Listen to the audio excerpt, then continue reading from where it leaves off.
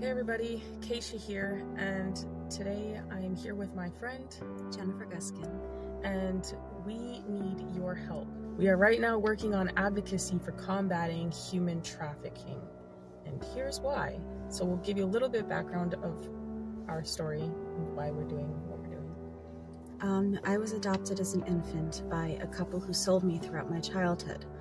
I have been to Epstein Island and on multiple Lolita Express types of flights as a child. After I went public, Child Protective Services opened a substance-exposed newborn case, even though all tests came back negative, and they told me that if I wouldn't stop posting on social media, I would never see my daughter again. I started to connect how I was adopted as an infant and then sold throughout my childhood, how many other children who have been through the adoption, foster, and CPS pipelines have also been trafficked to Epstein's Elk.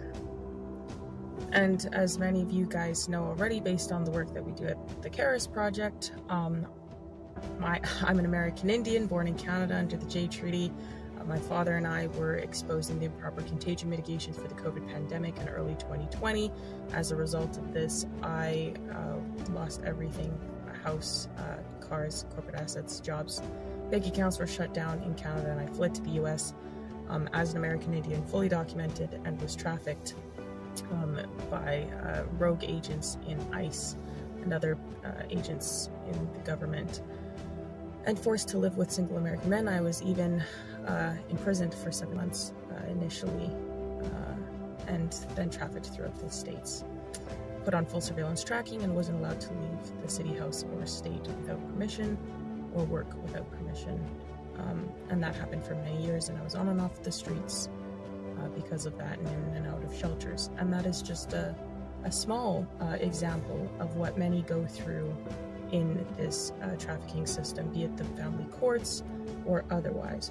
So that's why the Karis Project will be going to DC to speak with representatives and do live reporting. We're also going to be in contact with other families who are dealing with human trafficking, and through the CPS courts or through any other means, lesser versions of trafficking, and doing reporting on them live and otherwise. We will also be working on, we ultimately want to shine light on what's going on with the trafficking here in the US. And we also want to meet with various agencies in DC, and we'll be going back and forth for training sessions and other things so that we can be better equipped to help people deal with resolving some of the issues that we're seeing. We will also be putting forth petitions in government to help people get justice, and that's something that we have been working on already so far. We have some petitions that have recently been filed in the state of Colorado, Michigan, Texas, and Arizona, and we will be continuing. But we can't do this on our own. We will be traveling to events and training courses, as well as DC on a consistent basis. We also have to get acceptable equipment, such as computers, cameras, interview gear, etc. There will be other miscellaneous costs that would also be like gas, food, and rooms if necessary. So that is why we are working towards combating human trafficking, and that is exactly why we need your help. We cannot do this alone, and most what the Karis Project does is on its own dime. And so we do love and appreciate each and every one of you that support us and all the work that we do. As many of you know, we also live stream on Lindell TV every day. And everything we do, like I said, is on our own dime. So we appreciate all the love and support and all the people who do donate. And we would very much love and appreciate that still. Thank you everybody for your time and considerations. And thank you for all the support. And we will catch you guys in the next one, and hopefully we might see you guys in the future and come across you and maybe be able to do some great things together.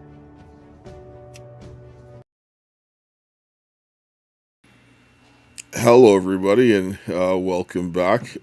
We are coming to have a discussion here on practical Christianity, and for anybody who wants to kind of get a kind of little backstory on what we're talking about, we're kind of going to continue a little bit of what we were talking about earlier today, because there's this whole idea of, and this is tied to Moloch worship, when they're doing filth to children, because they've been pushing this pornography thing on children. And as Christians, there is no more standing on the sidelines. There's an epidemic of pornography in the churches. Even a lot of pastors that are now addicted to pornography. And a lot of this is because stuff is being pushed on the children.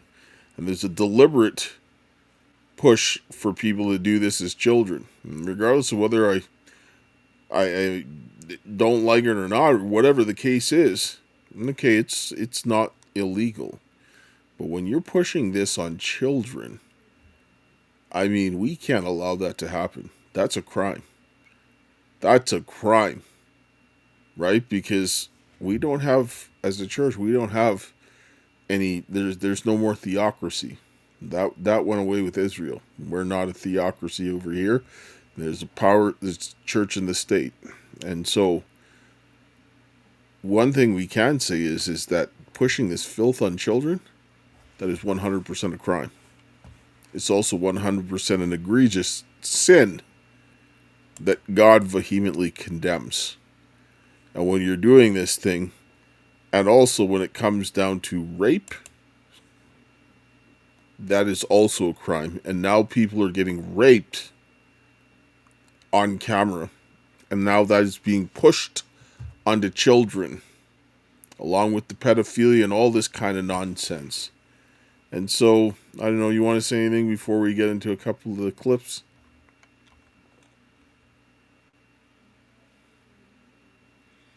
So, this was, I mean, we'll play this one here. Was it this one? Yeah, we'll start with this one with this girl here that we were looking at, that she got abused. Actually, we'll start with the girl who was exposed to the pornography first. And we'll watch, and if you want to see the other stuff and get more context, go back and watch episode 3 of American Woman, and you'll see what we're talking about. It'll give you more backstory on what we're seeing here, because these women were both raped under different circumstances. One as a child by a bunch of pedophiles. And so you're going to listen to her, the effects of her watching pornography, which she was exposed to at the age of 6. I don't know if it's in the genes or I don't know what it is, but I wasn't even watching porn when it happened. So it's just like, I did it, and I really tried to show my sisters, and they couldn't do it. I was like, well. So and that's when you began masturbating? Yes. Wow. Just humping So pillows. your whole childhood? Yep. Wow. And I know I took my own virginity and everything. Like, it's crazy. So before I even started having sex, I was just putting it up in me and shit. So I already knew it wasn't going to be nothing for me to start having sex. But yeah, I sucked my first dick. I was like 12, and it was at the Boys and Girls Club, and it was a staff member. And it was like 2 days in a row. Yeah, watch your kids, man. You was 12? I was 12. So the male was an adult? Mm-hmm. Okay. And he knew that I was 12. Mm. Yeah. And he was a staff member at the what? The Boys? At the Boys and Girls Club, Inc. Wow. Yeah. So that's statutory rape, man. Ain't that what it's called? That's molestation. Okay. No, so rape would be like having sex. Okay. Which is like if you, it's statutory rape, yeah. So like majority of my childhood, I caught most of my bodies in my childhood, and then most of them were adults. I think I had sex with like 2 adolescents, and then the rest were adults. But I started prostituting at 15. I got my hair cut. My barber, he cut my hair, and then he just enticed me as a 15-year-old. It's not really hard to entice a 15-year-old, and we started having sex, and he was paying me, but I didn't know he was paying me for sex. I thought that he liked me, and he was just giving me money. You know what I'm saying? But no, he was paying me for sex. So, yeah. So that's when you began prostituting. You describing that as your prostitution phase? Is what you're saying? No, I didn't know that I was prostituting. Okay. So it just went on like that for a few years. And then, I moved with my dad and back and forth with my mom. But every time I came back, I will always see him, and I will always him, and then he would give me money. Okay. Then I realized it's like, oh, after I got in a relationship, I had a baby, and then after that, I was like, damn, I was selling, like I matured. I'm like, I was selling to this nigga. So I got back into it when I was 19, and I went to this mansion party, and I felt like 3 guys there. I think I left with like $300 too. I didn't leave with that much, but yeah. Most of the bodies I call are like free bodies. So I say I had about maybe like 10 or 11, maybe like 15 tops tricks, and then the rest is just. Well, That's so sad. I didn't even realize. I don't think we played that clip in the other No, we stream. did not. No, That we did not. they, when she was 12, there's no way anyone's saying that a 12-year-old is not 12, first of all. Like, a 12-year-old is 12. Raping a 12-year-old is crazy. Like, at your job, the arrogance of doing something like that is mad. And then, like, the barber paying her, that's not prostitution. She was being raped and exploited. She's taking it on herself, saying, I was prostituting. No, you were not. You as a child were not prostituting yourself. Like, this is what's so sad about people who are children who are abused. And this is how you can tell that someone was genuinely abused, because they take ownership for something that has nothing, that's not their, that's out of their control. That wasn't their fault. Like, what is a kid gonna, like, that's messed up, man. That's Yeah. what that girl's Yes. childhood was disgusting. What her parents, like, what that girl went through is disgusting as a And child. yes, and it's Like, far more never. common than Yeah, people think. very common. If I grew up with my mother, that would have been my constant, like, that would have been my situation constant. My mom would have been the one to sell me. Before I turned 18, she was trying to sell me. Like, her and her friend, while I was sitting down with her one. I'm not even surprised what this girl has been through, but the fact that, This is why they tell father. but did you see how I'm sorry, how she said she would go to her father and back and forth to her mother, but whenever she was back with her mother, then she would go to the man and sleep with him and get the money? That wasn't happening at her father's house, it sounds like, based on what she just said. I don't know the full story, but it's just Because like, if the father caught him, regardless, he'd kill him, right? yeah, Like that. yeah, that's This crazy. Yeah, this is why they tell you the fathers not to prostitute the daughters, because if the fathers do that, then it's super bad. There's really, 100%. but normally most of these predators, they're like, no father, zoom in. When there's a father, and a father that's not a criminal, the father will destroy them. This is why, if you look throughout your whole life, they were going after your father all the time. And you look at I now, over these last 5 years, all they did was try to sow seeds of discord and distrust to Oh yeah, separate you from me, so that they could go ahead and have their way. And then they were doing all of this kind of filth.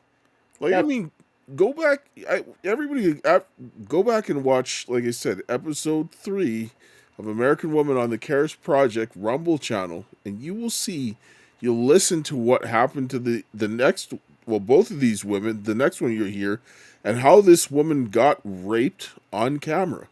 And people want to sit down and say it, but she got sexually assaulted on camera, and it was vile and disgusting. And she said other people get treated worse. Right? Yeah. So we'll pull up some of what she talked about and how they started to get in here. You can sit down and see how these things become problematic. So let's pull this up. And I thought you were one of the ones that just thought, like, wanted to be a porn star.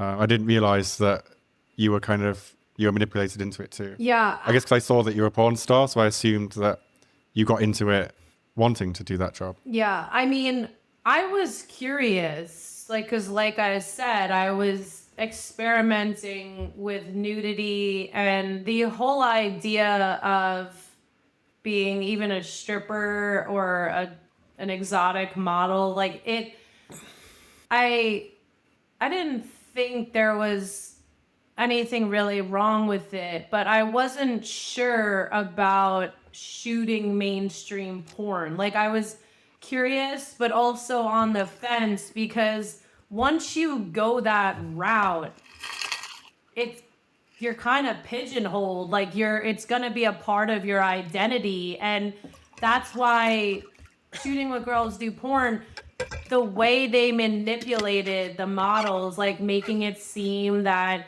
this was going to be for private buyers overseas, that it wasn't going to be aired on the internet. I had nothing to worry about. It was kind of like a way for me to test the waters if me having sex on camera would be something that I really wanted to do, you know?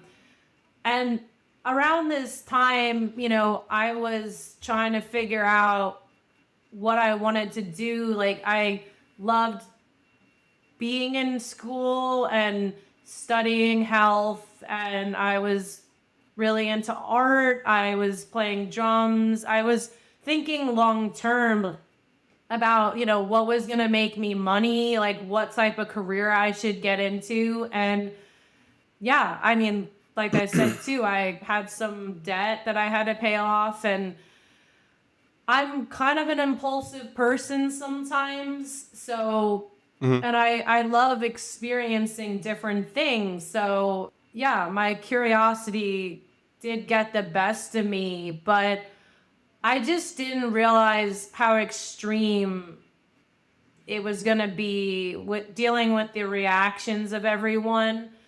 I didn't really think about, I guess, the consequences because I really didn't think that all these people were going to find out. And it was a very dark point in my life, like when the first video came out. I got made fun of a lot. A lot of people made fun of my body, you know, just projecting all this criticism and hate onto me. So I definitely thought that I made a huge mistake. I was really embarrassed, and I was suicidal at one point. You know, I thought that I Oh, really? embarrassed my whole family. I was a laughing stock of my hometown. You see, with what happened to this girl is very similar to what happened to you. Because she didn't come from poverty. She didn't come from a situation where it was terrible. And they did very similar to her as what they did to you. And because she's not like the girl that came out of a bad situation in life and all that kind of stuff, they want girls like that. They're going to go out and get more to see that they could go ahead and get their hands and break girls like that. And that Yeah. is very sick and disgusting and twisted. Well, And some of the traffickers told me that they make more money on girls like me. They think it's the girls who are, you know, whores naturally who make more money, but in reality, he said it's girls like you who are Christian because and pure and very innocent in their mind or characteristics because then they break you on camera. If they can break you on camera, it makes more money or something. yeah, and that's what they were doing when she described it. And like I said, people go back and watch the other video. But this is things that as Christians, we cannot sit down and tolerate this. This is wickedness to no end. And we have to ensure that judgment and justice is done in the gate, and that's the court Yeah. system. The courts are corrupt as hell. The reason why the courts are so important is because everything can fall apart, but as long as you have a court system, you can keep things together until you rebuild the things. Because remember, Israel had a system of judges. They had no king, right? But they had the court system. That tells you But the importance of that. Go ahead. what's crazy to me is that like like people were making fun of her, like in the situation in the videos that like came out, and when she discussed actually what happened to her in those videos, like some of the videos, she was like when she was you know later on videos, she was actually raped, and for people to make fun of her, like what I'm saying is that I understand that because a lot of people done that to me too. And I don't understand it because, like you said, if we're Christians, like it shouldn't be tolerated, period. Like it shouldn't.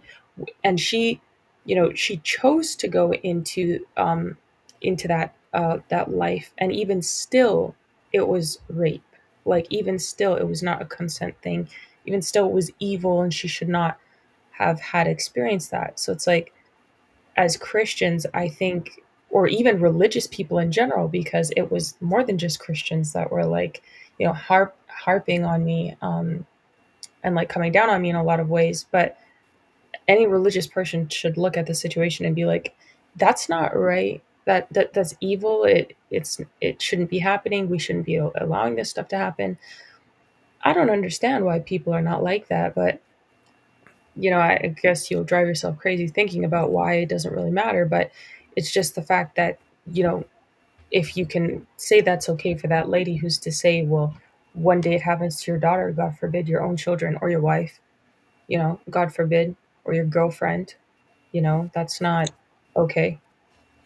Well, it's only gonna get worse, and we have an obligation and a responsibility to do what is right, and we can't allow these things to happen because people don't know which walks of life they come from. Like this, the black girl that was on there, when she was 15, she was gang raped by like at least 8. 8 pedophiles, um, and like her whole youth, she was getting raped by Rape. pedophiles, Yeah. right? It's just, yeah, like it's just normal to her. Like it's just sad.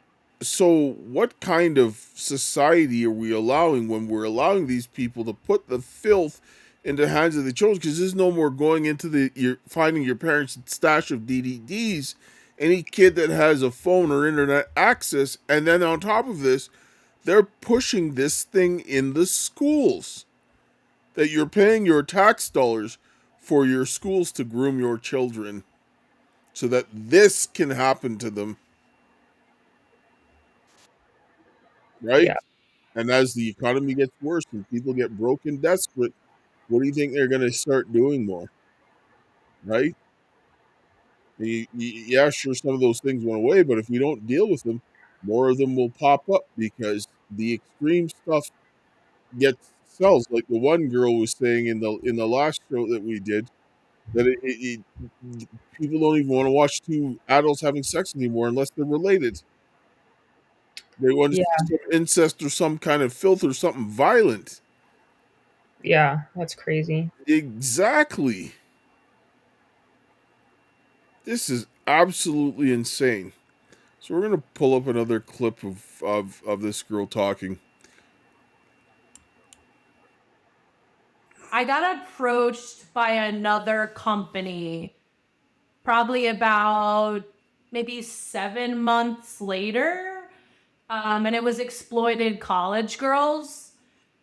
And that was my Oh, yeah, yeah, yeah. second video, which that really blew up. Like that was that I got a lot of attention after shooting that video. And then the owner of that company asked me to go to the AVNs. And it was my first time going there. They paid for the whole trip, the experience. And that is actually what changed my perspective a lot about shooting porn, because I went there and I was surrounded by all these porn stars that didn't give a like they were just like, yeah, we shoot porn. I'm owning this. And being around that, I almost felt like the support of all the people in the industry.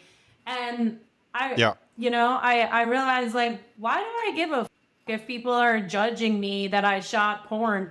And then I also, at that point, I got on the show Ink Master, where it was a special 4-season winners of different seasons tattooed me at the same time. It was like a 4-on-1 challenge. So the fact that, I just went to the AVNs, I got asked to be on a national television show. I mean, that was a big pivot in my confidence around that time. And so this is a while ago. I mean, I was about 20 years old, or 22. I think 22 around this point. And that was when I got approached on Twitter in my DMs from a scout, like an agency. I think the agency, it was like Black Rose Agency. That account probably doesn't even exist anymore. It was so long ago. But they asked about I don't know them. facial abuse. Yeah. And I remember, I was not represented at this time. I was just on my own.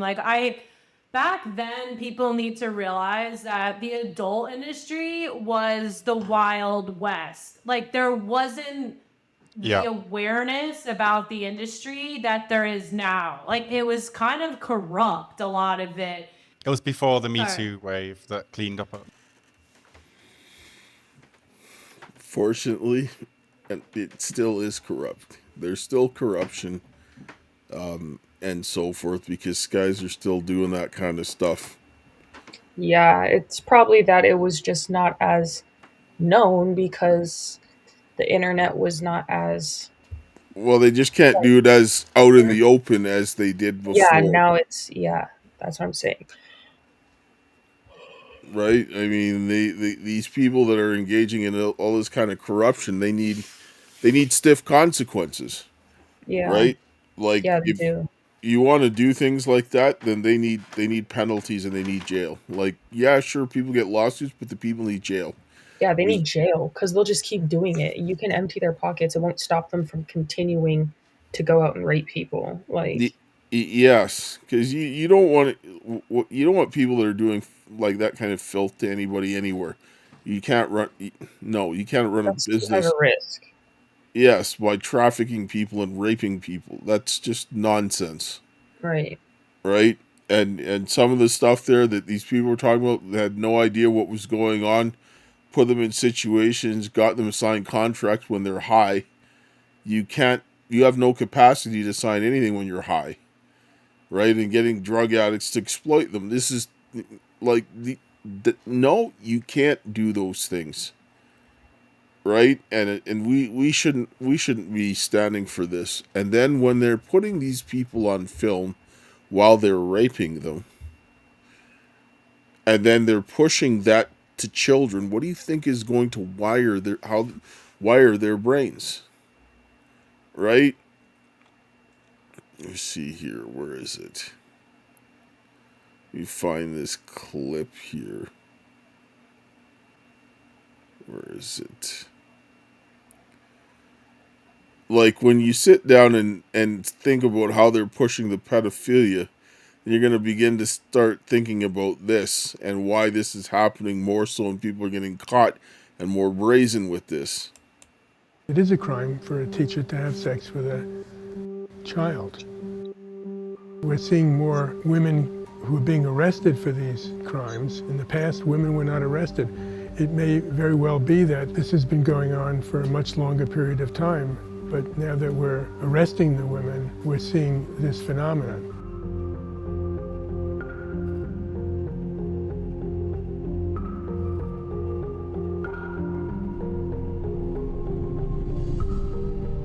These are women who are married. These are women who are dating. These are women who have children. These are women who may have been divorced, and they are trying to recreate something in their mind to bring them back to a childhood situation where they had their first sexual arousal and emotional arousal. Especially younger teachers who may be just 23 and may see the high school relationships with her students as not very different from what she had when she was trying to date and find passion in relationships. And often the boundary then gets lost between the teacher and the student. But you do have the authority of the teacher over the student. It's a very powerful one. The child may look adult, they may have fully developed genitals, but they're not equipped to deal emotionally with the relationship of falling in love or falling into sex with a teacher. All of the teachers I have been involved with in my practice, their marriages ended. The children took sides, and people treated the teacher as a monster. Many of them get hospitalized psychiatrically or put on heavy medication.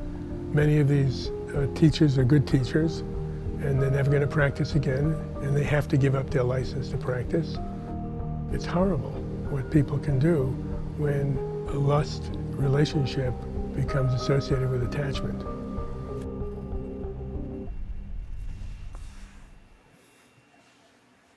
Did he say that they were good teachers? Well, they were good at their job. Oh, Not that they were good people. Obviously, they committed rape. But yeah. That's, yeah. What does he mean when a lust attachment or something becomes an attachment? I forget how he said that last thing. Did you understand that?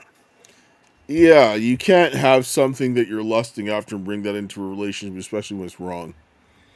Right? Yeah, lusting in general is wrong. I don't think anyone needs to lust at anything. Yes. But then lusting after children is crazy. But you have Like, to insane. Yes, but you have to remember where we're talking about where Alicia talks about how they be normalizing pedophilia and these inappropriate relationships through pornography. And when you're going to see a lot more of the younger teachers, these are people in a generation where they've been exposed to a lot more pornography and grooming in schools and told them that you could do whatever you want and that there's no boundaries, and the boundaries are being broken down. And it's only going to get worse if the brakes aren't put on this type of thing, because I was looking at Courage is a Habit and Alvin Louis, and they show that your amygdala, which is what, your pleasure, what you associate with your pleasure centers and what gives you pleasure, are being wired from children to do this deviant type of thing. Yeah. Right? And so that teacher is going to gain more if they're getting their pleasure centers wired wrong from getting pleasure off of deviant types of things. They know that it's wrong, but they're not going to control themselves because this is how they've been wired, and they're going to start doing this more, and they're going to get more brazen, where some of them, what were doing it before, would be more cautious. Now they're being more brazen because their brains are being overridden because they've been wired this way, right? And this is insane. Like, there are people who are doing this and they're driven by profit. They're going to use the people that are sick, that are going to do it because they want to do it, and that's just going to be like an unholy alliance where this is not going to end well. Right? So we can't have unscrupulous people doing this kind of filth. Like, I'm sorry. I'm just, no, right? And then push it in the hands of children to just destroy. Look at what that did to adults. What is that going to do to a child? Seeing that kind of traumatic experience, but then, oh, wow, and doing this while they beat the women in domestic violence situations to break them. It becomes more confusing when that violence happens during sex. And then this kid is going to see this? This is No. Like, this is where Christians need to do something. Like, I'm sorry. If you're going to sit down and say that this is okay for them to do this and just put children in a train wreck, absolutely not. Yeah, and especially when this happens to adults, they get on drugs and start losing their mind. Blessings, Von Eric. When you do this to adults, they start losing their minds. They start doing drugs. They start drinking like crazy. Like when you rape and like beat women and stuff like this. Imagine what happens when you do it to small children. Like imagine what that does to their brain. Like I don't know. I said in the other stream we did today that it's the grace of God. Like it's a miracle, the grace of God and my Father for sure, that I even have any capacity left after all the abuse I went through. Like that I even have, my level of capability and stuff. But because when all this stuff happens to you, like the one girl explained in one of her clips that her brain was just like mush. She was so confused, like she couldn't like. And a lot of these people do drugs, even still, like to cope with it, because they don't know how to deal with any of that. And if you're a child, what outlet? And if your parents are the ones that are creating the circumstances for the trauma you're experiencing, what outlet does that child have? How are they going to know, to navigate through that level of chaos and hell? Like, it's a miracle that I'm not a crackhead or on fentanyl or heroin somewhere lying in a street corner, like just tapping up. Like, Yeah. that's just the reality. So it's like you need to understand, if anything, even if you don't care about like individuals, you need to understand things from cause to effect. People complain about the problems in society, but then don't want to understand how they come to be, and then don't want to fix the root cause. They want to blame the outcome rather than fixing the root cause, so the outcome doesn't affect everybody, including them, because they're the ones who are pissed off about it and complaining. It's like, either deal with the actual problem or just stop talking about it, stop complaining about it, just take the consequences of the fatherless widow and the oppressed going around and doing chaos and mayhem. Just like, you can't have your cake and eat it too. Like, that's crazy. It's not even like logical. Like, I don't know. Yes. Let's get this clip here because we have a couple more to go through. A lot happened. So I did end up getting in touch with, I don't know if it was the first person I talked to was Duke or Ernie, which is the other guy that is involved with facial abuse. But I just remember having a conversation and them saying like, oh, you should work with us and this and that. And I had looked at the website, and I remember sitting with my friends looking at it, thinking like, can I do this? Like, is this crazy? Like, to shoot for a site like this? And my friend just looked at me and he's like, I don't know. I mean, you're going to get a lot of attention for shooting this type of porn. And I have a bit of an extreme personality. Like, I like challenges. I don't know. I was just curious. I really was. I'm not sure psychologically at that time, like why I was kind of intrigued to shoot BDSM porn. I had never experienced rough sex like that. Like, it was not something that was really happening in my personal life.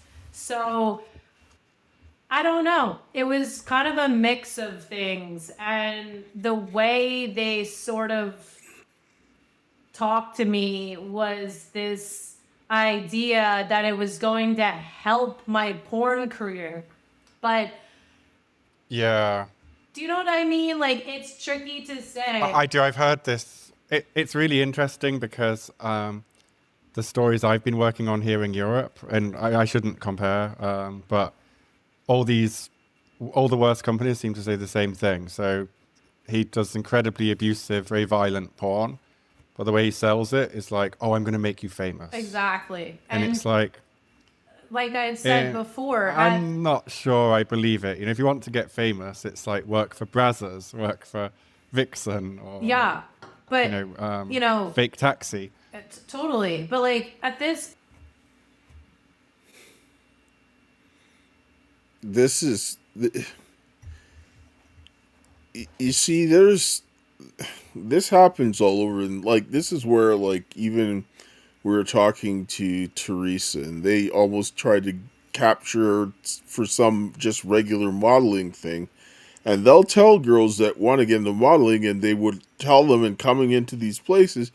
And one girl came from Alberta, went to Atlanta, and they just took her, and they took her to traffic her, right? And this kind of stuff is where they have these people that are all like bottom feeders or whatever you want to call them, that are coming out to doing these types of things, right? And this,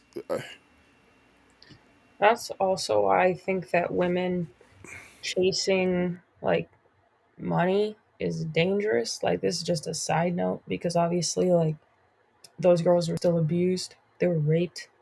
What I'm saying though is women having the mindset where they want to chase money and fame. This is why it's a dangerous thing, because people will come and easily take advantage of the women and lie to them and manipulate them. And like the one girl said, Felicity, I think, she didn't think of the consequences. Like she couldn't weigh the risk of the consequences in the moment. Like she just took it at face value. Women will go into things thinking they're getting what's in front of them when the men are laying several traps. And then by the time they realize it's too late and it's all crashing, burning on them, they want to unalive. Like she said, she was suicidal. I really think women who have the mindset of like chasing money, it's very dangerous, because you'll fall into that where if someone says, oh, I'll make you famous, you'll do whatever. And I don't think that's a natural place for women to be mentally or like biologically or emotionally. I'm not saying that women aren't supposed to work, because they traditionally always worked with their husbands or their fathers, like the mothers, like their families, if they had a business or whatever. But the way that we do things in our modern society, I think it sets women up to get trapped in these situations where men will come along and rape them and traffic them, because we tell women that they have to go and make this money and chase this bag and whatever else. And women are operating outside of a very natural feminine frame, outside of it completely. And then they're finding themselves in compromising positions and saying, okay, well, I do need the money, so I guess I'll do this. Instead of having a coherent functioning home where they can stay with their fathers and their mothers until they like have a decent job they enjoy and get married to somebody. They're not being able to do that. So they're going out on their own and fending for themselves and getting caught up in being raped or trafficked, or, similar situations, or just taken advantage of, even if it's not that bad, just constantly finding themselves being taken advantage of because they're pretty much on their own in a lot of ways. So I don't think that's normal. I don't think it's healthy. And I don't think women should be in the position to even be thinking those things. Like, can't hear you, man. I'm going to actually pull up the clip, and the stuff that you're going to see here, the stuff that she was in is like this, and a lot of it worse. I'll just bring this up so people have an idea of what she's talking about. Whatever you want to do to her, however debasing, however vile, she says yes. So in a way, what you're doing is you're socializing men into thinking that women will consent to anything. It teaches a very one-sided, dangerous, emotionless, almost humanless sexual experience that so many young men are now seeing as being normal. This is how it happens. For 14-year-old high school freshman, Daisy Coleman, says Matthew Barnett sexually assaulted her while she was unconscious. Barnett would later claim the encounter was consensual.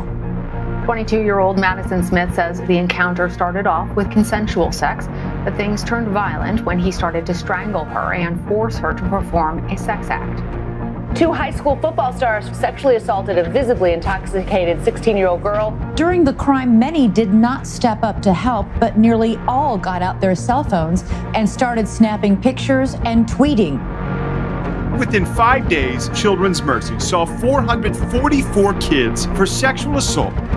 Almost half of our perpetrators were minors. Gagging, strangling. When a child's acting out with that extreme violence, you have to contribute some of that to pornography because it directly correlates with the genres that kids are being exposed to.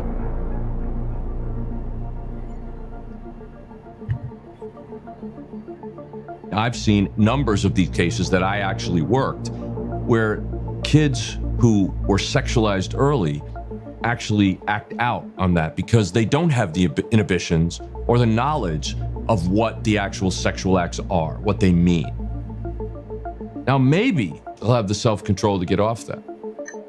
But the more time they spend reinforcing that arousal pattern, especially if they're looking at violent porn, my God, that's the worst possible thing they can look at. Because what it will do, it will trip the wires in their brain.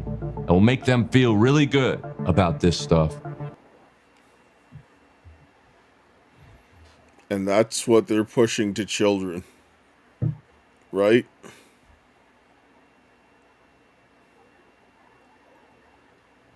Yeah.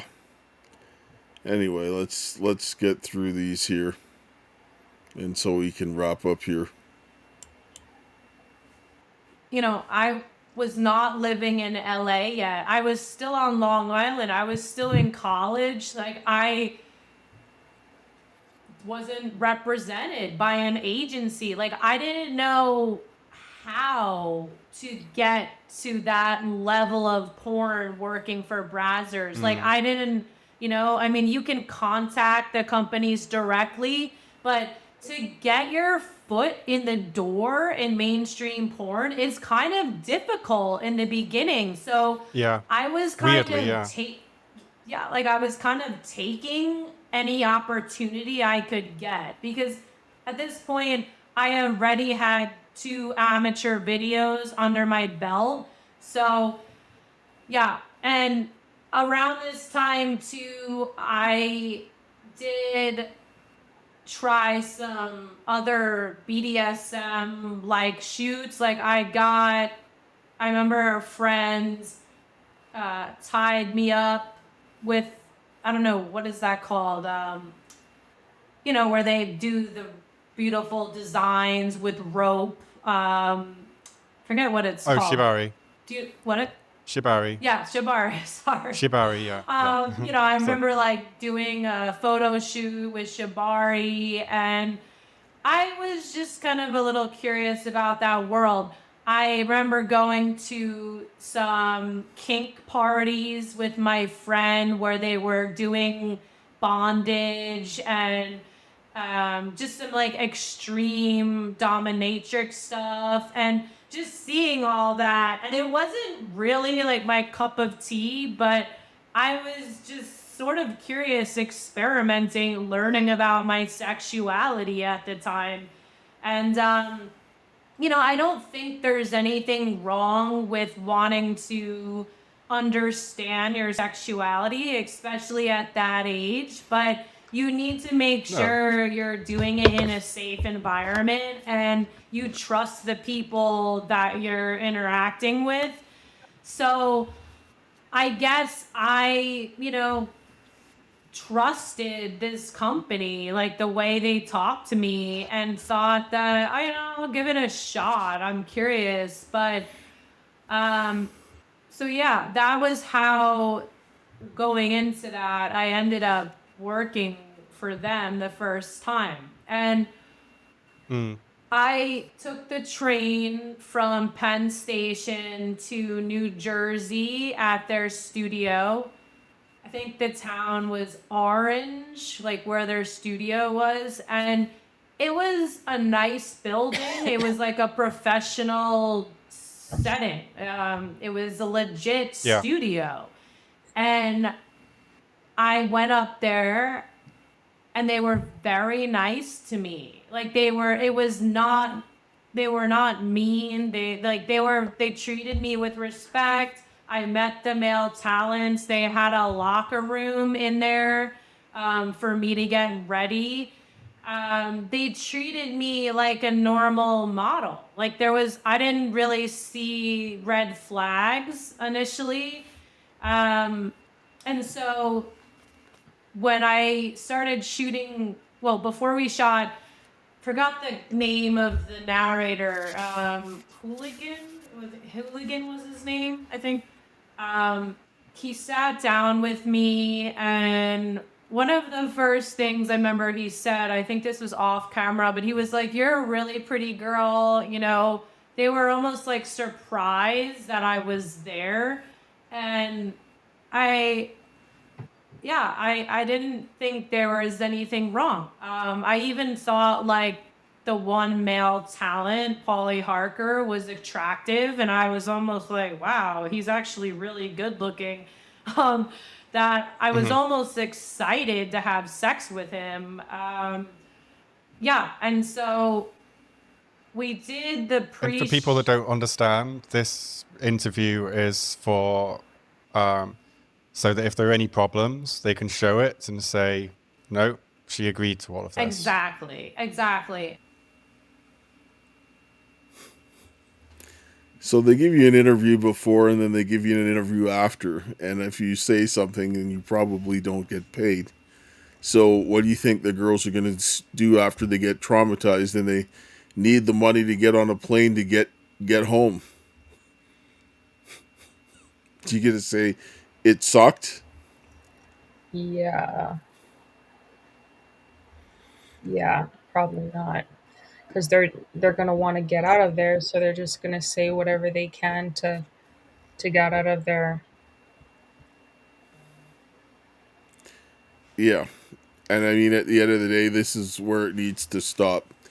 And I'm going to, just after seeing all of this stuff, I'm going to pull up one clip, and this will then now start to make sense.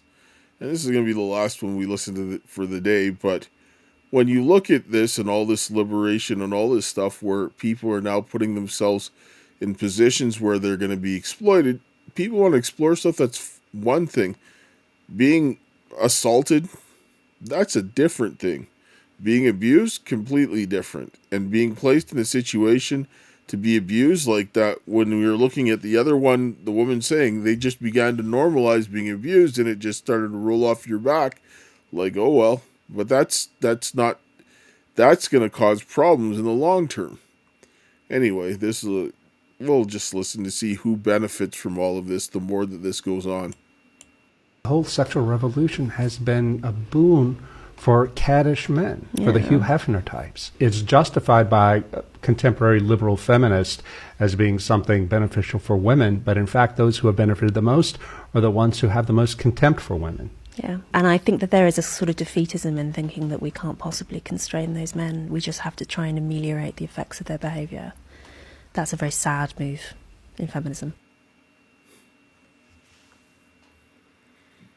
Yeah, the men that do benefit the most from feminism are the men that have the most contempt for them, because even online, men are online complaining about how much they hate fat women and how fat women don't have to keep their bodies nice and all this other stuff anymore, and how unattractive women are.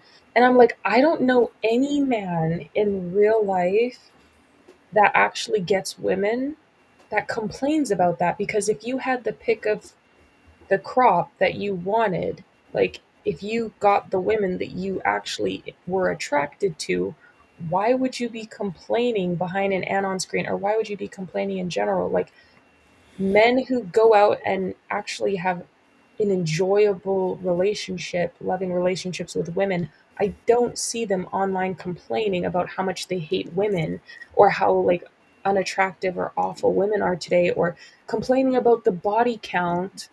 Nobody kills people, but the sexual partners that a random woman has had has nothing to do with you, or you don't even know her. You're just, and a lot of times it's either teenagers that they're screaming about or women in their early 20s. It's like, why are you so a This is person not. This is not. This is that's part of it, but this is not really what he's getting at. Hugh Hefner was Epstein before Epstein was Epstein, Oh, I didn't right? understand. And so, yeah, Hugh Hefner had tunnels under that mansion and everything else like that, right? So you know what was going on, and people had some horror stories about what happened over there. And then you look at like the guys that did the Girls Got Porn, and they got sent. Some of these guys got sentenced to all kinds of time for sex trafficking, and now you look at the facial abuse and all these other places. Guys like this, these people like this, these are the ones who are benefiting the most from this feminism, because it pushes women into very vulnerable situations where these men have more opportunity now, than they ever did before this. And then feeding these children pornography is only going to fuel it more.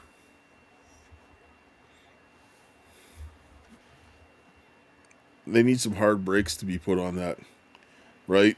People, two consenting adults, I can't tell them what they should and shouldn't do. But when you're going to start exploiting and raping people, well, that's a crime. You're going to start raping kids, that's an even bigger crime. When you start grooming kids, that's a huge crime. So you want to start doing that filth? Well, you know what? Jail is where you need to go. Or whatever the law permits for the maximum punishment, especially when it comes to kids, that's what you're going to get. Right? Right. Because I watched these people try to take me out the last 5 years. Make sure that I got barred and not get due process so I could get thrown into the States, so that my daughter would be in the United States while I got stuck in Canada, while they could go chase her and hunt her down so that they could go and rape my daughter for money, right? And then people gaslighting all the way saying all this, that, and the other. And it's crazy because these people, and the thing is, when you're a victim to these crimes, you don't understand the way these operations work. So, like, you don't realize when people say things to you, like, you don't realize in the moment what the hell they're actually saying. Because one of the people actually told me that they were being paid to come to where I was and sleep with me, but they were abusing me. And in the moment, I was like, well, why would somebody. And you think some things are like, maybe this person is just making like a weird joke or comment.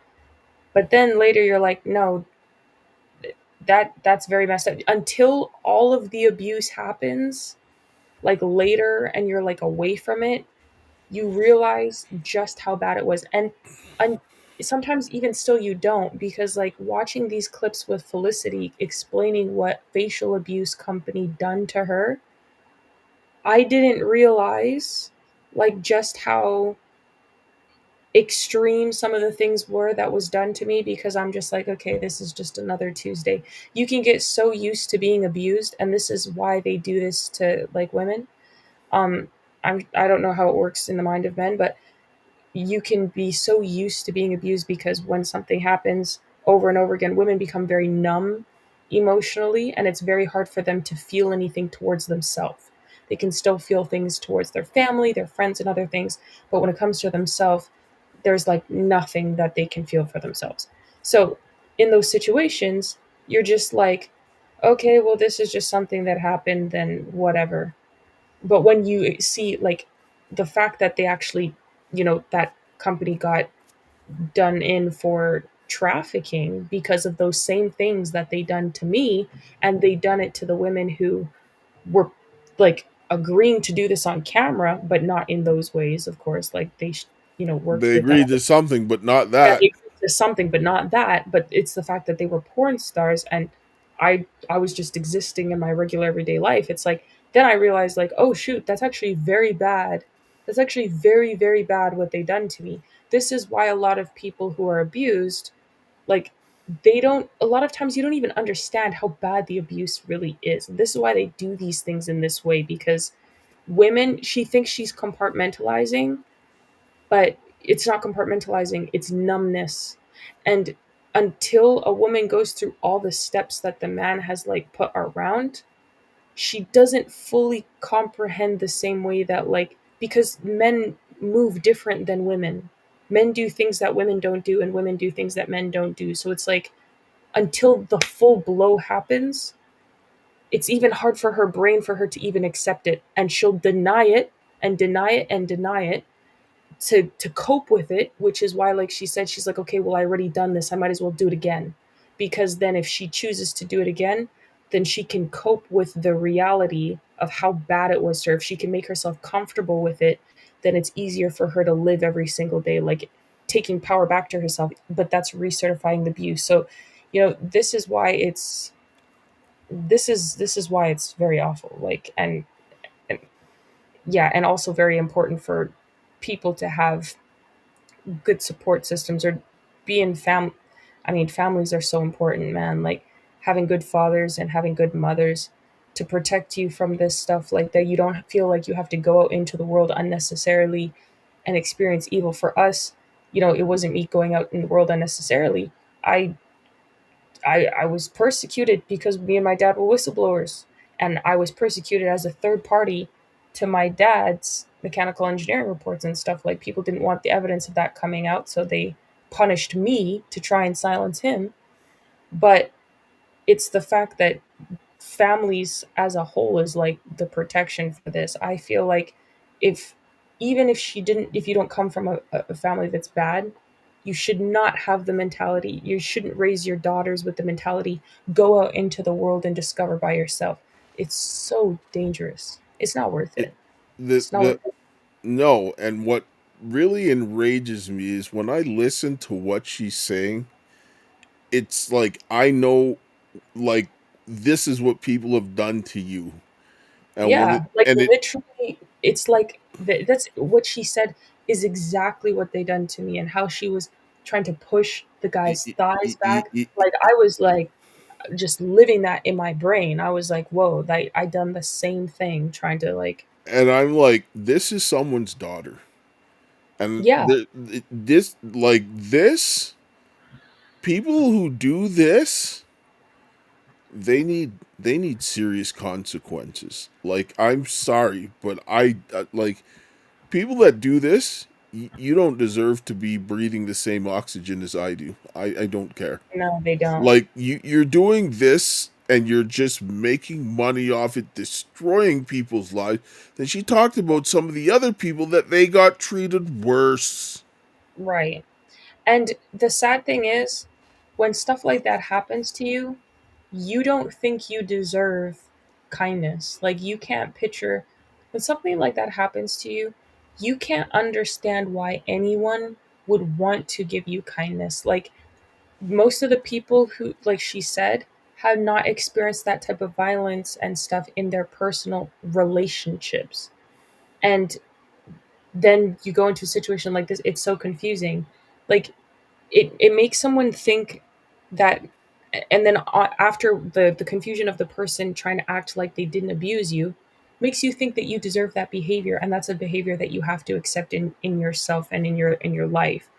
You're going to go around people, and you're not going to expect, like, to this day, I don't expect kindness from anybody. Like, I've always kind of felt like that. I don't expect that people will like me on a personal level. I don't personally care, but I don't actually even expect it. I don't hope for it. I don't desire it, really. There's a lot of things that I'm just very numb to and numb about. People ask me my feelings about things. I'm like, I don't feel anything about it. I don't really so much care, because when you go through certain things, that happens. And then the only way that you kind of come to a certain realization that you can grow past that is if someone gives you some sort of, like, genuine love and kindness that's outside of, like, your family, because then it shows you, as a human being, I do deserve some level of decency, human decency, love, and respect. Everybody does.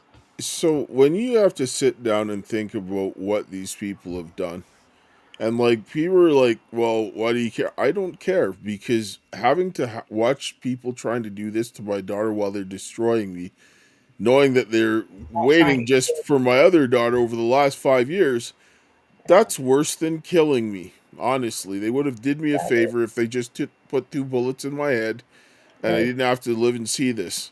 And it would be better if they just killed me and my daughter, because they could only kill us once. Right. Instead of having to do this over and over and over again. And then have people coming out that are chasing us down and slandering us and just trying to destroy us publicly so that they could go through this kind of filth. And I tell everybody, go back and watch the episode 3 of The American Woman on the Karis Project and listen. Because then I had to go and see, they put a website of this woman getting raped and humiliated, like in a disgusting manner, and put it out publicly and just mocked her and everything like that. And the guy that tried to help her write an article, they went after him, put up multiple websites. And this is what they do to anybody who tries to help them. They attack them like a pack of rabid dogs. Yeah. And when you see this happening, you can tell that those people that come out and swarm them, they are predators and they are disgusting. They are devil worshippers.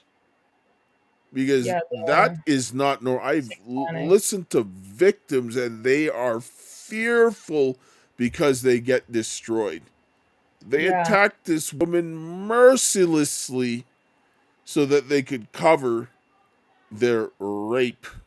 And they're profiting off of rape, because that's the only thing that I can think of when you're putting people in those kinds of situations and then forcing them, putting them, taking away their capacity, deceiving them, and then doing this to them. And then when they say something, you just come after them. They have no business.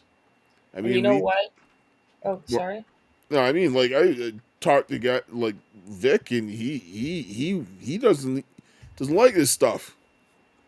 Yeah, Vic Vagina. Yeah, and honestly, and the government, the U.S. government, is considering classifying rape victims and human trafficking victims as disabled, because the damage, the insurmountable damage that's done to the mind and behavior, like functionality of a person when you do that to them,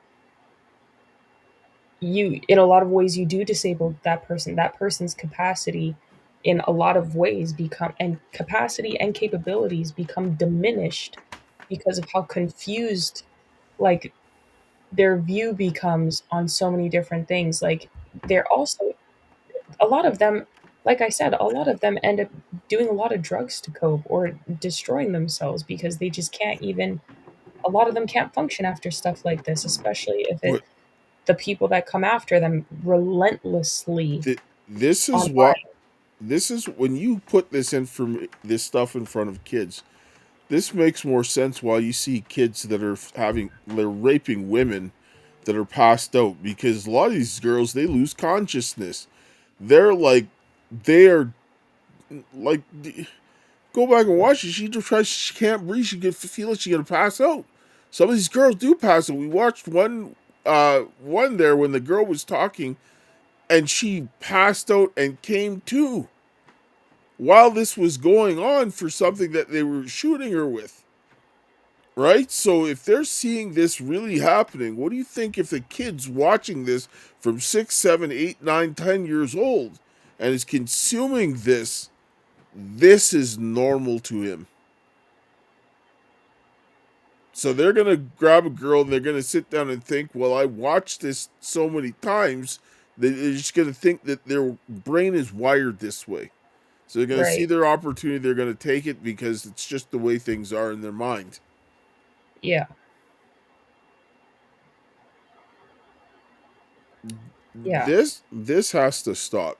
Like, this criminal content and putting, I don't care whether it's consensual pornography or not, you don't put that stuff in the hands of children. I don't care. Yeah. And a lot of sorry, and the stuff where they're abusing people, absolutely not. Even worse.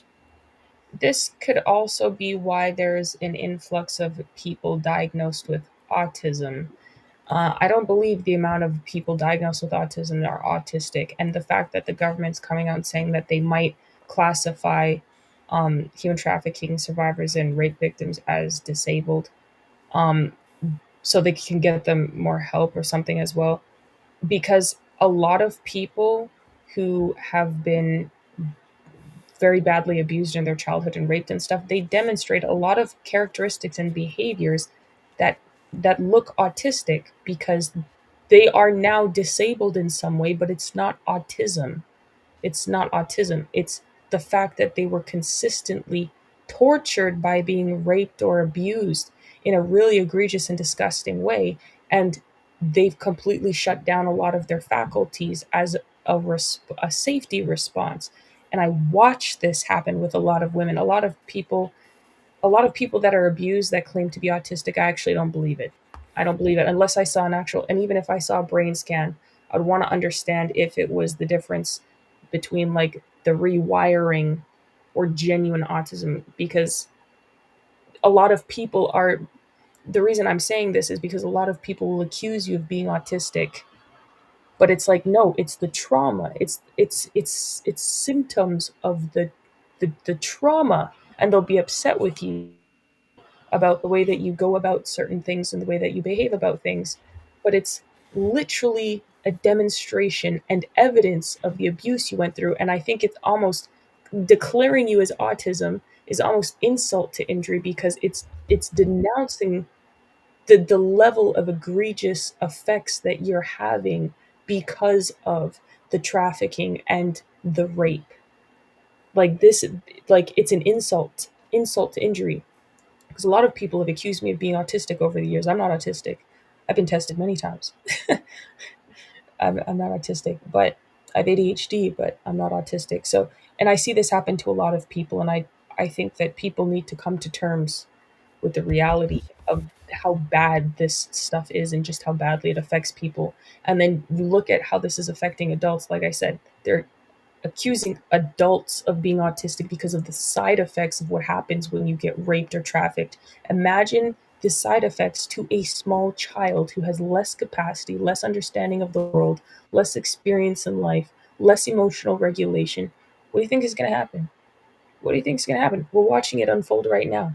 And then everyone will say that, it's because of, this group or that group. That's not it at all. And if you want to ignorantly put it that way, then you're just leaving the door open for more evil to happen to you and your neighbors. And that's crazy to me.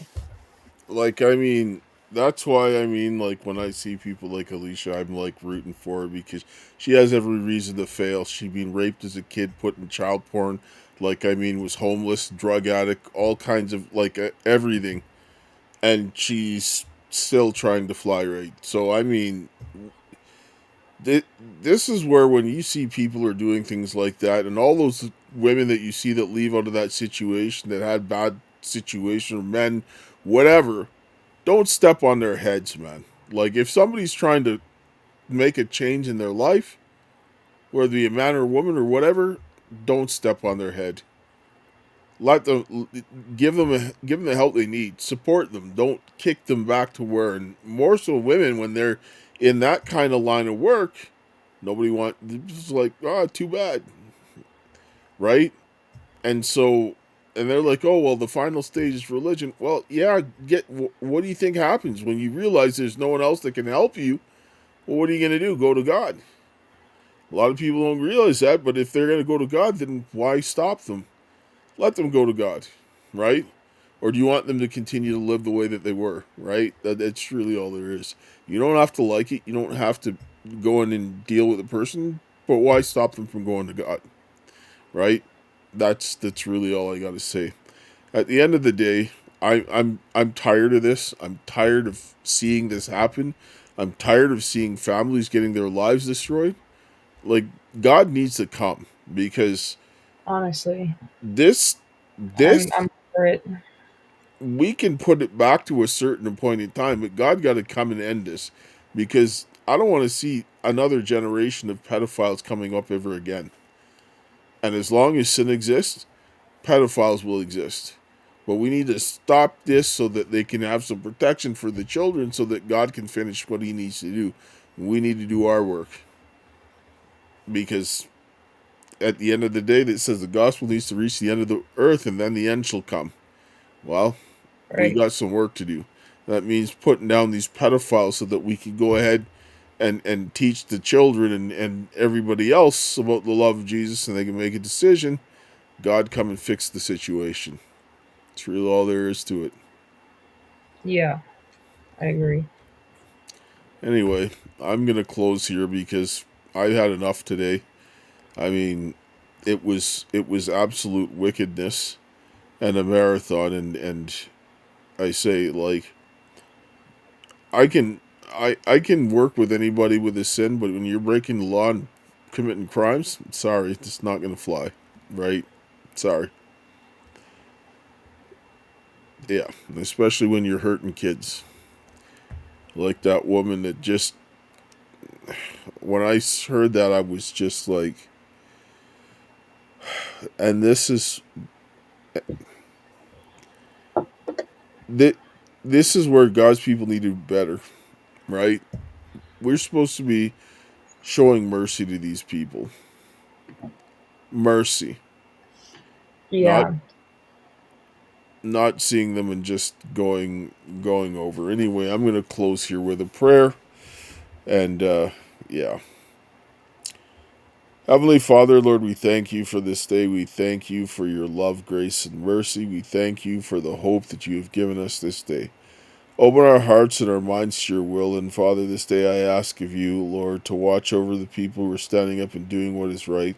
And help the men to stand up, and that we would humble ourselves before God, that we would, Lord, ask for your guidance and your leading, and that we would work with the women to rebuild our families, our churches, our community, our nation, that we can have some protection from the children, and that these wicked devil worshippers can get the judgment that they deserve, and that there would be some protection for the innocent, so that we could have the work of the gospel go forward, and that we can protect the children from this wickedness, is my prayer. In Jesus' name, amen. Amen. Thanks, Dad, for the prayer. Yeah.